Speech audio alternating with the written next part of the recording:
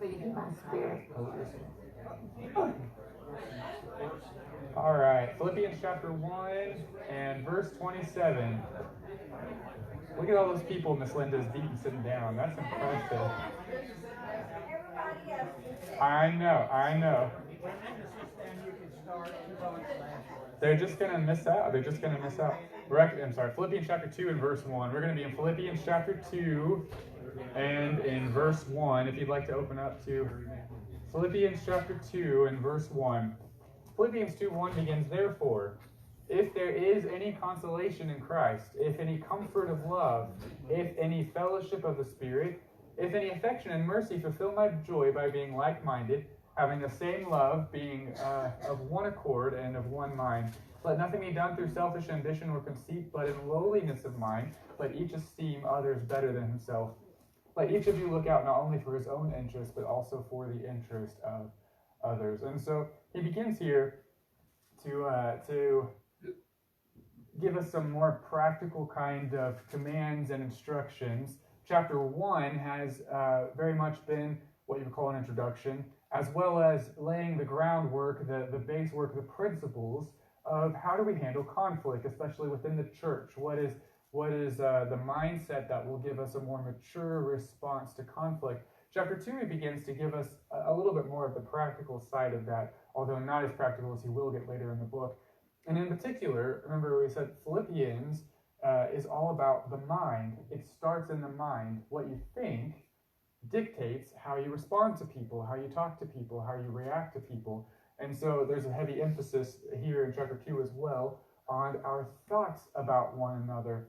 And to be quite honest, Philippians chapter 2 and verses 1 through 2 are rather overwhelming verses to me. He has jam-packed just a lot of information into them. And so I'm going to do my best to get through them in a decent amount of time and still be able to kind of give them what they deserve as far as explaining how much he has put into them, try to balance those two things. But he starts in Philippians chapter 2 and 1, and he gives us four things, he lists four different things that we'll just call qualities of mature Christians. And that is really, you can almost think of them as goals that we're trying to attain to the best of our ability. And even the most mature among us will find that there's still room to grow in these things, I'm sure. I wouldn't know from experience. I'm not one of those most mature among us. But, that we all have room to grow in these areas because Christianity is a walk that continues until the end of our lives. We never reach a point where it's like, I've accomplished it. And so we know that to be true. But he begins and he first of all says, if there's any consolation in Christ. Now the word consolation is a word that in essence, it kind of draws a picture. And the picture is of you're kind of looking at something and you're trying to understand it. And somebody more wise and more mature comes up behind you and they put their arm around you very gently. And they kind of tell you a different worldview. They kind of show you how to see it properly, that you weren't quite seeing it right before, but this is how it actually is.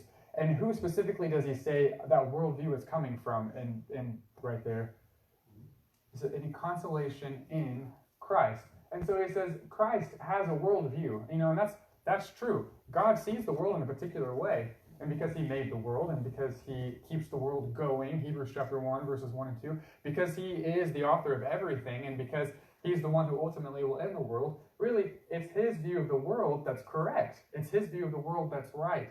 And he has given that to us within Scripture. And so he says, if you are seeing the world, how Christ sees the world. Second, he says, if there is any comfort of love. Now, comfort is a really fun word. And it's two words squished together. One of them means to come alongside someone, and then the other one it's a word we might recognize. It's muthos, or you could say mythos. It's where we get our word myth from. And a myth is a fairy tale, a story. But the idea behind it in ancient times was less about the fiction and more about, you could almost think of it as a lullaby.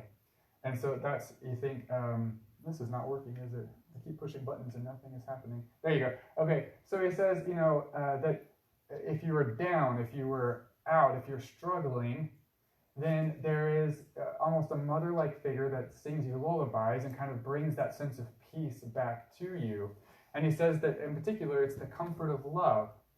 When you think about the love of Christ, when you think about the love of God, when you think about the love that we have amongst each other, and if we really just stop and dwell in that and consider it, it does bring, I think, a degree of comfort to our lives, that somebody could love us that much. Me, a sinner, what do I deserve that love for? But he does love us that much. And so, he says, first of all, we look at each other through the lens that Christ sees things. And then second, we don't allow, in a moment of conflict, it's easy to make that moment the only moment that ever existed to a degree. It feels that way. So we don't allow conflict to consume us.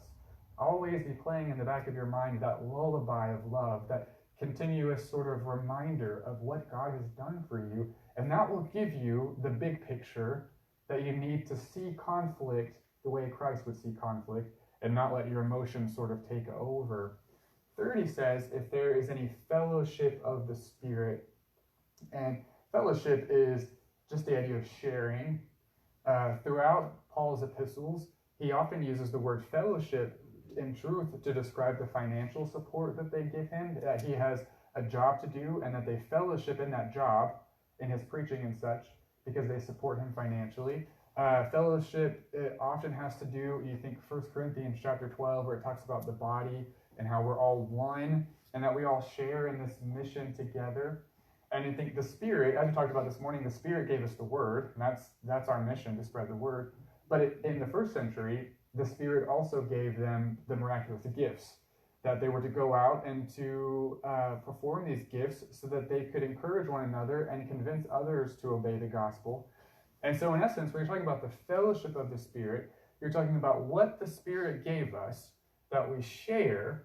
And so you're talking about that mission that we all have, in essence, is what he's talking about there. Now, he hasn't given us miraculous gifts. That's ended. But he has given us still the Word and that mission that comes with being possessors of truth, that we know what's right.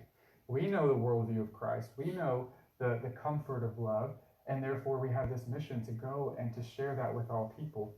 And so when we think about conflict, if we have our mission in mind, then even in conflict, it's hard to get petty because we're thinking, well, in the big picture, there's something more important going on here. There is a truth to spread and God's love to share.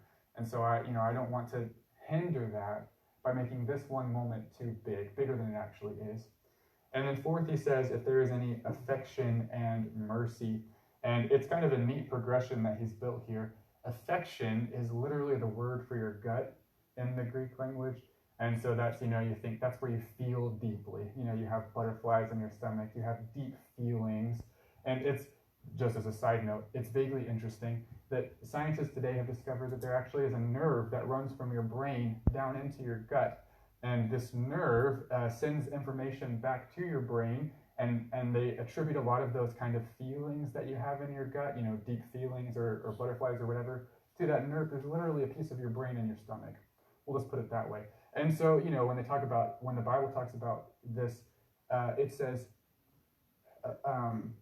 excuse me, but any affection, this affection, these feelings deep in your gut, is really, in a way, very scientific, although they didn't know that in the first century. God knew it. It's really very scientific. There's a piece of your brain that kind of processes things even way down in your gut. And so he says, when you have those deep feelings in your gut, those kind of gut feelings, especially towards someone that makes you endeared to them, then, and he follows that with, if there's any mercy, verse 1, if any affection and mercy. And mercy is the idea of you see someone in need who can't fix their situation, and therefore you choose to do something to lift them out of it, to help them. So he says, first you see them and you have the deep feelings about it. Oh, that is terrible. I can't believe that they're struggling like that. And then you realize, I can help them. I can actually do something about it this time. And so you reach out with your hands and you do something to help them. And so he says, this is who we are as Christians. This is really, in essence, verse 1 is a summation of our character, that we see things the way Christ sees things, that we never forget God's love or allow that comfort to get away from us, both for ourselves and for others, that we have a very particular mission that trumps everything else, and that leads us then to have deep feelings about other people and to want to do something to help them if it's at all possible, physically, certainly, but especially spiritually. We see people in spiritual pits, and we think, if I could do something to lift them out of that, I would, because I care so deeply. I care because I see things from the worldview of Christ. And isn't that exactly what Christ always did? Every chance he had, he saw someone in need, he did something to help them. I care because I have felt God's love, that comfort of love. I know what it's like to receive the care of Christ, and so I want to extend that. I care because I have the fellowship with the Spirit. I have that mission from God, and so I know that this is my true purpose in life, and no purpose is more important. And so therefore, I have this, what he calls affection and mercy. And so if we are developing these four care qualities, then we are developing into what God calls maturity, which doesn't always match what we call maturity, but what God calls maturity. And it helps us keep our conflicts in context so that we don't respond to them with immaturity, and increasingly so as we grow in maturity. Any thoughts or comments on verse 1? That's something in another direction. Sure. As far as wondering about what blessings or gifts, talents, whatever I'm trying to say. Sure. If you know, I asked someone one time, how do you know what your talent is? They said, well, pray to God for him to show you. Okay. And so we all kind of have a role to play, perhaps, is what you're saying? Yeah, certainly, I think that's true. And that's, God, of course, Jesus says with man, some things are impossible. With God, all things are possible. Nothing is impossible. That there's no limit to how God can help us. Sometimes we have to accept, I want to help someone and I can't. But when we are able, that we take that opportunity, and because that's, what we are able to do. Yes, ma'am, I think so. All right, well, picking up in verse 2 then, he says, with all of that in mind, and that's why I said, I find these verses rather overwhelming, because it gives us a lot of information, and it all builds, and so it's not like you can forget the one as you move into the other. With all of those things in mind, with that kind of growth and maturity in mind, he says in verse 2, fulfill my joy by being like-minded, having the same love, being of one accord, and of one mind. And so he says, fulfill my joy, and that is to make complete, to overflow that sort of good news feeling that he gets when, you think your kids do something really nice for someone that you didn't ask them to do and you didn't expect them to do, and then it's like, oh man, I have great kids, don't I? That really positive feeling. That's what he's talking about. Fulfill my joy by doing these things. I want to think about you and hear about you, and not have to think, oh, I need to write them out a letter. I want to think, wow, what a great mature group of people. And so he says, this is how we do that, by being like-minded. Now here's the command. The command is to think the same, is literally what that means. To think the same way. And we talked about that earlier in the book when we discussed that part of being a Christian is growing to think about the Bible and God's Word the same way that God thinks about it, to reason in the same way about the Bible and God's Word, which means that we interpret it the same way and understand it the same way. And if one group of people all strives to match what God thinks in the way they think, then they will also all think the same. And so he says that's the goal, to think the same thing. And then he gives us two phrases and an adjective that help us describe how we do that. He says, first of all, this is how you be like-minded. Being, that's a state of being, that's a way to be. But then he says, having, that's sort of an action. This is how you be that way. Having the same love. And so how we think the same thing is to have, to hold on to embrace, to possess. He says the same love. And he uses the word for love there, while it always could be one of four, it tends to be, and is in this case, the word agape. And how do we define the word agape? It's a Christ-like love, yeah, which means that it extends the invitation to everyone it comes across, regardless, there's no discrimination, to have a wholesome family relationship, and is even willing to sacrifice greatly in order to to make that possible for someone to accept that invitation. Yes, ma'am. I was going to say, to me, in this, it confirms there's one God and one church. Sure. I do think that is, it's sort of another layer under, but I do think that's an important point that it does bring out is if we really are all to think the same, it must be because there is only one God who then thinks that way. And it's sort of back to 1 Corinthians 14 when Paul says God is not the author of confusion. If we have this interpretation and that interpretation and all of these things, then that's chaotic. And how can one person have such chaos, especially if they are a perfect person like God? It does, I think, really speak to that one mind means one correct interpretation, which means, one church. Yes, ma'am. I think that's an excellent point. And so he says, the way that we think the same starts with loving the same. We are all developing this desire to have a family relationship, a wholesome family relationship with everyone we come across, but especially if they're already a part of the church. Paul says to help all people, but to have sort of a favoritism, he says, towards God's people. That when it comes to our relationships, we are working extra hard to build relationships with one another, because these are the people who have it, and we don't want any one of them to lose it. These are the ones who someday will all be there together in God's presence forever. And if we're not getting along here, are we risking being together there? And so there's this great incentive to desire with every single Christian you come across this deep family relationship, even if it means I have to sacrifice something in order for you to know how much I want you to have that relationship with me. And so you think about conflict, if we have that mindset, I would sacrifice for you to know and for you to be that close to me.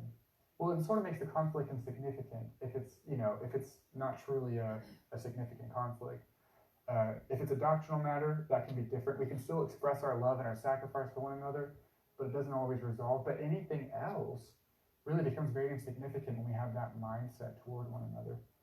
And then he says, after that, he gives us an adjective, which is being of one accord, that really describes how we have the same love.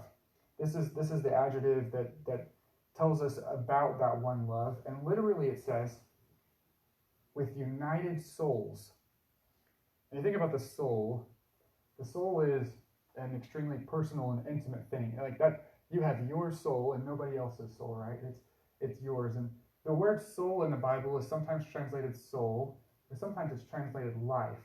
And so you think if you have united souls or if you have united lives, it's the idea that while you have one soul that lives and dies in this life, if you then unite that soul to another person, and right, that's a word picture. Don't try to make it into like something metaphysical or something. Where you're seeing soul in the scripture. It's in my version it's translated being of one accord.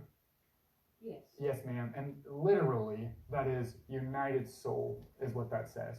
And so you think as a word picture, if we are uniting our souls together, then that means that when something happens to me, to my life, it impacts you as greatly as it impacts me, because our lives, our souls are one.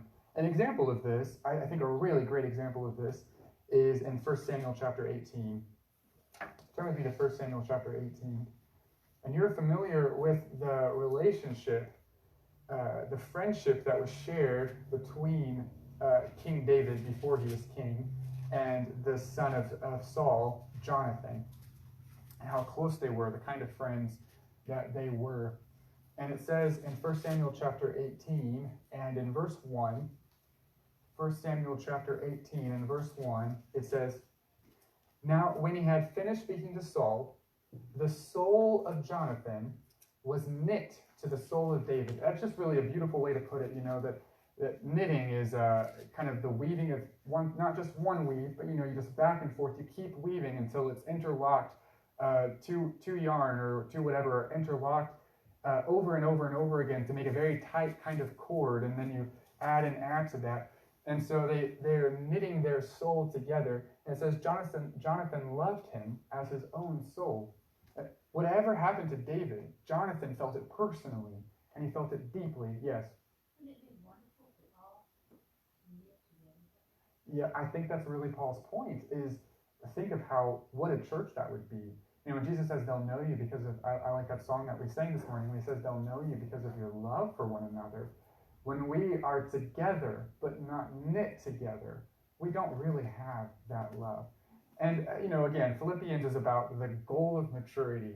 It is not, we're all going to be in different places and we're all going to have knit together and at different rates. And so, it's not that in this life we're ever going to reach that full maturity of complete knitting project, right? God's knitting project takes a long, long time. So, but that is the goal, and that the more that we strive to acquire that, and I think that's part of what Philippians is valuable, why he wrote it, is it makes us aware of how important it is that we do our part in that. Yes, ma'am. I think me as a young person, now I'm talking before, but there are women in this congregation that are older than me that I look to Yes. for direction. Sure. In the Jefferson congregation, she's now passed. She was the most graceful woman. Yeah. I believe I've ever known, and I admire her, and I looked up to her for guidance. Right. Yes, ma'am. And I think that our older women should help us to knit that together. Sure. Yeah, I think so.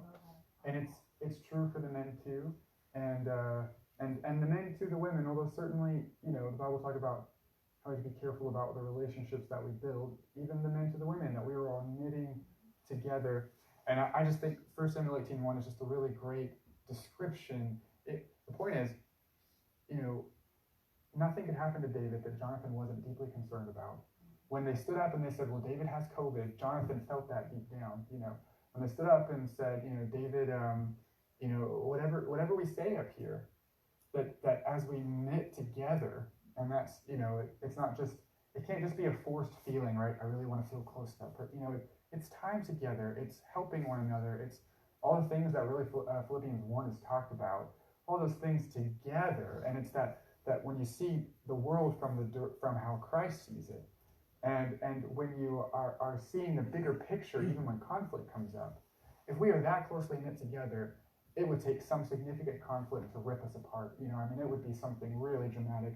Those little things will all just fade away. We'll still have little conflicts, but they'll get resolved easily, because when you're that closely knit, it's hard to rip it apart. Another example of this is in Romans chapter 12 and verse 15. And you don't have to turn there, it's one we all know, but Romans chapter 12 and verse 15 says to weep with those who weep, and to rejoice or to laugh with those who rejoice. That whatever happens to you, I'm trying to grow so that I care about you as so much that when you're crying, I'm crying also. And when something good happens for you, even if things are going terribly in my life, when something good happens for you, I can take just a moment and laugh with you about how great this is. And it doesn't mean that what's happening to me is not important, and in fact that you are also weeping with me, even as I'm laughing with you, because we live separate lives, but we are one, and we're knit together. And I think it kind of speaks to, there is no amount of time that is too much when you're spending it with the church. And we talk about, well, should people come to Sunday evening worship? Does God require Wednesday evening Bible class? And at the end of the day, while that is a good question, it's almost the wrong question. Because at the end of the day, I think what Paul is really saying is, if we are building toward maturity, we are building to where we want to be there every time that the church is gathered, because how can you not want to be with people who your soul is literally one with, that you're so knitly tight that what happens to them impacts you so deeply that you think, I can't miss being there. I want to see them. I want to hear how things are going. I want to know about them. And that's not even mentioning all the benefits that come with Bible study and worship. Those are important too, but just in this one focus, just the togetherness, so that we are knitting our souls. And when we see each other on Sunday morning, and then all week we only see work people or other people, and then we don't see each other again until Sunday morning, how knit can two people be if that's all they see each other? They can't. They can't be that knit together. And so there's certainly legitimate reasons why sometimes we miss, and I'm not saying there aren't. But that the desire is, I want to grow to the place where I want to be there every time, that I want to go visit people or call people during the week, that I want to do that, not just because God said so, although that's important, but because this is my soul. You are my soul, and I am yours, and all the way across, And so he says we fulfill his joy by thinking the same, which means that we are building toward the same kind of love, and we build that love, the adjective there, by having one soul. You know, it's not so hard to sacrifice and to extend the invitation of a family relationship with someone who you think of as your own soul. Yes, ma'am. Yes, ma'am. You know, we all know I live 10 million miles from here. Yes, yeah. And so, I have to be a little creative sometime on Wednesday evening. Sure. There are times that I'm here in the parking lot with my feet hanging out the window. Right. You know, don't laugh at me. No, I think it's a good point. Kenny's caught me doing it before. Yes. But you know, now that it's dark, I'm gonna have to find something else to do because my Yes. husband's like, you're not gonna. Just sit in the parking lot, dark parking lot. But. Or you can just come to the house. We're just midway, yeah, we're just midway into the work week. Sometimes my attitude has gotten so bad by Wednesday. I understand. That I really need to be here. Get checked. Yeah, I understand that. I do. And that's, you know, I think that's a good point. You know, we think about it does cost some of us more to be here than others as far as just the ease and stuff. No, I understand. I think it's a good illustration that. It's a good reason to be here. Yes. Sometimes we have to make this, but that's what this is talking about, those sacrifices to be together. David. Well, things like that, though, you know, that is. It's worth it. The rest of us, because we just live 12 minutes away. Right. You know, we live in. Is that all it is to your house, just 12 minutes? It feels longer to me. Yeah. Whenever I go to your house, it feels like it's a long time. I just, no. It's all that grid going. No. But the deal is, you know, you think, well, I don't want to, you know, it's too far or it's dark or something like that. Yes. And then you get somebody in the parking lot with feet hanging out and give you a little. Hey, you know, this is hitting home for me. I live next door and sometimes I feel that way. It's too cold and dark. I don't want to go tonight. You know, and all I have to do is just walk across the sidewalk. So I'm right there with you. Yeah. Y'all don't take that long. No, we appreciate what you're saying. It's worth it to you, regardless of the sacrifice. Yeah, I think so. Get her some footies so it wouldn't get cold. This is love. Kenny. Well, if you're fortunate enough to be a large family, say for instance, we talked about Thanksgiving coming up. This is traditionally a large family gathering time for my family. Sure. And every time that we have an opportunity to have a large family gathering, we all want to be there. We all want to be together. That's a blessing. Because Yeah. we all love each other, whether it be brother, sister, cousin, nephew, niece, whatever. You know, we all like getting together. Yeah. And we should feel the same way toward each other here. I like that. We are family. We're God's family, Christ's family. That's right. Yeah. I like that parallel because while Kenny is fortunate to have that, not all people with big families or small families do feel that way about their family. But even if you don't feel that way about your family, you can feel that way about this group.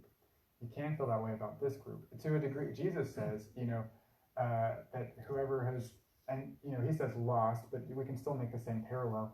Mother or brother or sister will find it 100-fold in the church, because you look around, and for every mother that, you know, if she's gone or whatever it is that you have lost in this life, look at all the mothers here that love you and want to be.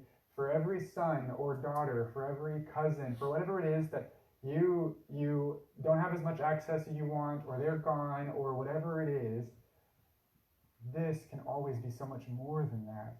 And it's more fulfilling because you have this one mind. And that's really what he's talking about. When you share one mind, you think the same as someone, it is a deeper relationship than you can even have with a blood relative who doesn't think the same as you. And that is more special, he says, into eternity. And so he says that we are having the same love, being of one accord, having our souls knit together. And then he ends that with one more of the sort of how-tos. He says, having one mind, which sounds like it's the exact same thing as the first part, but literally it's that you are thinking one thing is what it means there. It's a slight difference. How do you have the same mind? Well, there's only one thing that you're all thinking about. You know, and that's, you put 100 people in a room, and you know, it's like, what are we all thinking about? We're probably thinking of 100 different things plus, because people, especially if you are, it seems like women are always thinking of 10 different things at one time, right? You know, and so you're actually thinking, 100 people in a room are thinking of 1,000 different things. But he says our focus, our purpose, our thought together is really just one thing. Now, what's curious is he doesn't tell us specifically what that one thing is yet. And it's sort of, he kind of builds to it. And so it's kind of a neat thing to follow his train of thought and ask ourselves, well, what is that one thought that we all share that helps us to come to having one mind? What is that one thought?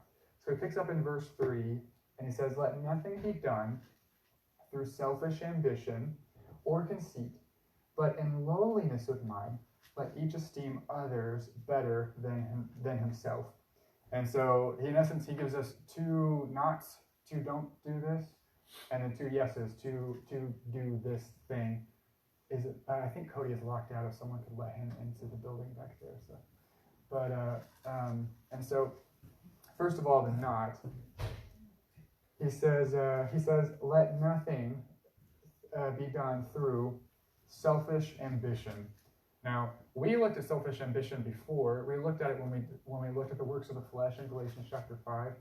And what we looked at is that it's literally the idea of kind of causing division, especially subtly, over a selfish desire. I want something, and so I'm going to kind of work behind the scenes, whisper in people's ears, or just make a little comment here, a little comment there, that sort of creates parties. I want something and David wants something else, and he's just said, I want this, but I'm going to kind of work behind the scenes and convince people and pull people to my side, and suddenly we have these two groups, me against David, and we don't even know how, well, I know how we got there, but nobody else knows how we got there, and it's over something selfish, it's over something insignificant. And so he says, there is nothing, and nothing is an emphatic word, nothing. There's no exceptions, there's no excuses, there's no wiggle room in the word nothing. Let nothing be done by going around and whispering over something selfish, over something insignificant. And in fact, it won't happen if we have this mature mindset, if we see things how Christ sees things, and are knitting our souls together. If my soul is knit to David's, it's going to be really hard for me to whisper things about him behind his back, because when he finds out that I've done that, it's going to destroy me as much as it destroys him, because we are one soul. How can I do that to someone when it will destroy me as much as it destroys him? Don't think too much about how much I like you, David. This is just an illustration. So, I'm used to it. I know. So, or he says, and then he continues that with, or conceit. And literally, conceit is the idea of something that's empty. It's empty glory.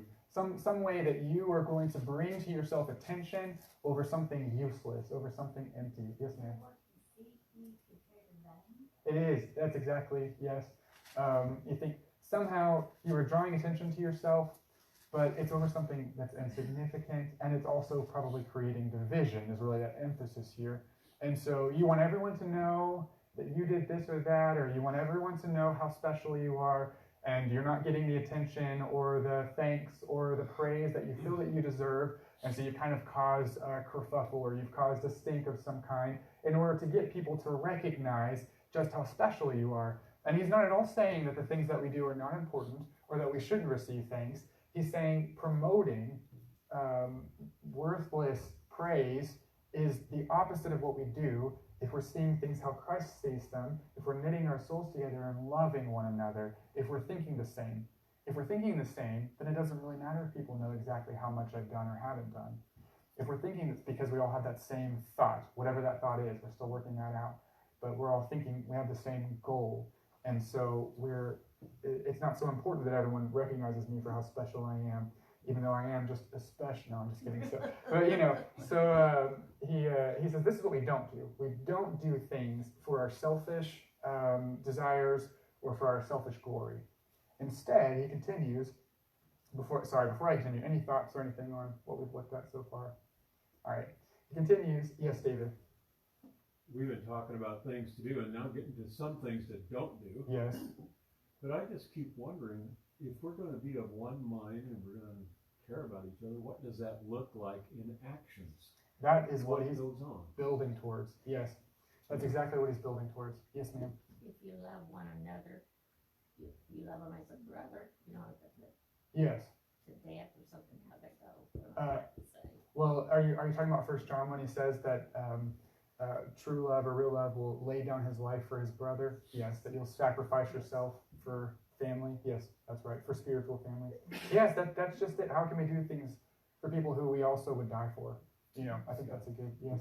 I know where he's going in the chapter. What my question is, well, I'll give you an example. I was sick, not feeling well, and one of our sisters here had a pie delivered to me. Yeah. What'd that say to me? Right, yeah. That's pretty good. It's pretty good. Yeah. I had somebody call me up when I was missing on a Sunday night. And they said, how you doing? You okay? That makes me feel better. That's an action. Right. It's not just a thought. So far we've been going pretty much on thought. Well, that's because that's where he is. I know where he's going, where the but Bible is. But he's- yeah, no, we're you're talking right. about between It's going to, and Christians. chapter 3 is going to focus on the actions. Yes. But it's still, even in chapter 3, he still focuses on the thoughts, because this is the idea, and this is, I think sometimes we're too quick to jump to the actions. Not that David is absolutely right, but I do feel sometimes we're too quick to jump to application, and we miss the important thoughts. You think of the book of John. What is the purpose of the book of John? He says, so that you may believe. He writes all these miracles down so you may believe.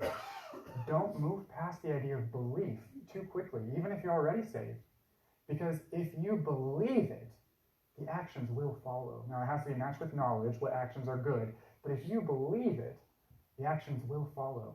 He is focusing, rightfully so, I think, on thoughts. Because if this is what you are thinking of, your actions will follow. And so while it is extremely important to jump, to talk about application and actions, it's extremely important to focus on what we do and to have a right knowledge of what God says is good things to do and bad things to do. That is extremely important. If we jump too fast to that and we ignore the importance of the mind, what happens in the mind versus what happens with your hands? How many things do you do per day versus how many things you think per day, right? How many words rumble through your head versus how many actions you take every day? And how many of those things are things that you think intentionally? And how many of those things are things that you think because that's what the TV had, or that's because with the radio, or that's just because that's that song that you heard when you were walking through the JCPenney last week, and it's just still running around in your head. And your thoughts are in some ways harder to control, but if the thoughts are where there should be, the actions will follow. And so it's not that actions aren't important, and I do appreciate that, and it's important that we do look at what actions are talked about, but I do fear sometimes that maybe we focus so much on actions and feel frustrated that we don't do them well or enough because we haven't looked enough at the thoughts. And if the book of Philippians is willing to stay in the thoughts, I'm willing to stay there with it. Miss Peggy. I was just going to say, and when you have a negative thought, Yeah. I'm constantly saying, get thee behind me, Satan. Sure. All day long. Yeah, I think so. The battlefield is largely fought in the mind. That's right. Yeah, and where you believe. Yeah. Yeah, I'm not taking you on this. Oh, no, Thoughts are important. He goes all the way through in the 4th chapter, and he talks about whatever that is, emotions and things that you think of. Things to think about. Yes. For me, I'm on this side of those words that are written on the page. What does it mean to me? Sure. What do I do? Yes. He talks about actions, but that's what I'm talking about. Taking No, I the appreciate word what that's you're on saying. the page I do. and bringing it to me, and They're what am I supposed to do? Both very important. And so, yeah. Continuing then with verse 3, he says, what not to do, and he follows it with what we should do as far as our thoughts go. Sorry, David, we're going to stay with the thoughts a little bit longer. But he says, but in lowliness of mind, let each esteem others better than himself. And so, you think, what is lowliness of mind? Lowliness of mind, you can kind of picture lowliness. It's some, if you have flat ground and then you push into it, you have kind of a depression of the ground. You step your foot into it and it gets pushed down a little bit. That's the idea of lowliness. And then mind is, again, it's that same word that implies your gut feeling. Now, it doesn't mean you're not thinking about it, but it does kind of speak a little bit to the idea that what you're trying to build is an instinct, right? A gut feeling is an instinct a little bit, that you're trying to build an instinct where when there is conflict, and that's what he's talking about. He's talking about in conflict. He is not saying that you think of yourself as valueless, which is sometimes how this is taught. He's not saying that you think of yourself as worthless, lowliness of mind. He's not saying that you think that person is literally more important to God than I am, and that I have no value. That's not what he's saying. He's saying when there is conflict, your impression is, or your first instinct is to sort of lower yourself as far as do I have to win this conflict? No, I don't have to win this conflict. I don't have to have things my way. Remember, the contrast is selfish ambition and conceit. So we're talking about things that can be lost and we still be okay. We're not talking about things that threaten our salvation or anything like that. But when the conflict is about something that I really care about, but that's not a matter of life and death, spiritually speaking, I can kind of push down and say, I don't have to win this conflict. And sometimes when there's conflict, and especially if there's anger, we begin to feel that we must win, that it's an imperative that we win. And really, anger for most people brings a sense of confidence that they don't have when they're not angry. That's why anger is a little bit addictive for some people, because it makes you feel sure that you're right until the anger passes, and then you think, wow, I feel really stupid, don't I? And so it can make you feel like you have to win, you must conquer. And he's saying, take that anger and set it aside, and in this conflict, recognize that you are pushing down, you're lowering just a little bit your own desire to win. You don't have to win this conflict. That's okay. And I do think, we're talking about the mind, but this is an action. Thinking is an action. And actively lowering your own needs as far as winning a conflict goes is an action that we're taking. Miss Peggy? I'm reading a book right now on anger. Okay. And I've come to the point where I've stopped. And it says anger is fear. Okay. I think there's truth to that as far as anger is usually a surface level feeling, and there's almost always something, or maybe more than one something underneath. Fear or a number of things that are driving that anger, and moving the anger out of the way, slowing down enough that you can set it aside for just a moment, allows you to see what's really driving you, and normally you realize this is not as important as I thought it was. So yes, ma'am, I think that's true. So he says lowliness of mind, and then he says let each esteem others. Now this is a really fun word because it's the idea of to think about someone, but it's to take the lead. Right? You don't wait for someone else to show you why they're valuable.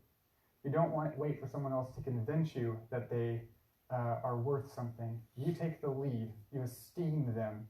You take command in your own mind to see them. And he says better. And when you think better, the idea is literally to lift up. And so again, it's not a value statement. It's not who's better than someone else. It's a lifting thing.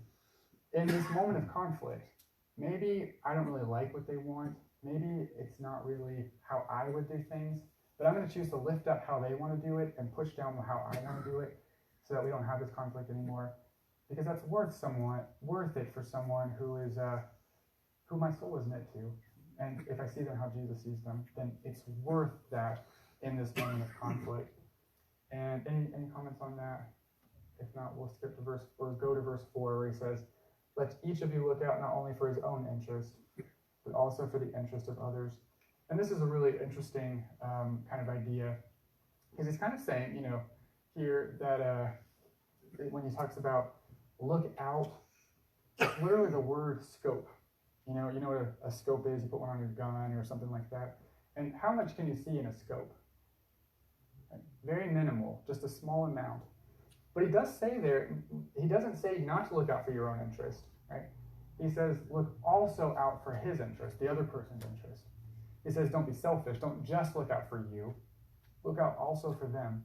Now, if you're looking through a scope, and my interest is over here, and your interest is over there, he's saying see both interests, both needs. How can I see both needs through a scope? If our needs are very different, I can't. And so I think he's clearly implying that he's really saying focus on that one need that really matters. In conflict, there's what I want and there's what you want. And there are matters in the big picture. There are matters we really care about, but they're insignificant in the big picture. And so I can focus on what I want. This is why I want this, and I have good reasons. I can focus on what you want, but I clearly think you're wrong, so it's going to be hard for me to understand. Focusing on what I want or what you want doesn't really get us anywhere. But if I put my scope on the interest that we share, the need that we both share, the bigger picture need, and that's what he's been talking about, right? The consolation in Christ, this bigger picture kind of thing. Christ, the worldview that Christ has, this fellowship of the Spirit that we share in a mission together. He's been talking about one mind, and we're thinking of one thing. What is the one thing we're thinking of? Well, it's this one need that we both share. And in conflict, if I see the conflict, but my mind is really more on the one need that we both share, the conflict takes its proper place in my life, and it doesn't get out of hand. It doesn't get turned into some kind of big thing, because at the end of the day, I can see it's not that important. It doesn't mean I don't have big feelings about it. It doesn't mean it's not important to me. It means in the big picture, it's not that important. And so he instructs us to kind of focus on that one need. Now, he does that by giving us 4 examples. And so in verses 5 through 11, he's going to talk about Christ as an example of doing this. In verses 12 through 18, he talks about himself as an example of doing this. And so it is valid sometimes to use yourself as an example for things and not be boasting. Verses 19 through 24, he talks about Timothy doing this. And then verses 25 to 30, he talks about Epaphroditus doing this. And so for the rest of the chapter, he is giving us 4 examples of people who some kind of conflict or some kind of issue has come up. And there are different kinds of conflicts. So it's very useful as far as addressing the different kind of conflicts we might face. But then they all are able to have that one thought and focus on the one need that we all share, so that they have a mature response to conflict. And so over the next few weeks, we'll be looking at those examples and kind of considering, continuing to answer, what is that one thought? What is that one need? Any last thoughts or comments before we close for today? All right, well, we will end it there. And I'm sorry I went a little over. We're behind where we should be. And so I wanted to at least finish verse 4, and we'll pick up in verse 5 next week. Thank you for your attention and your comments.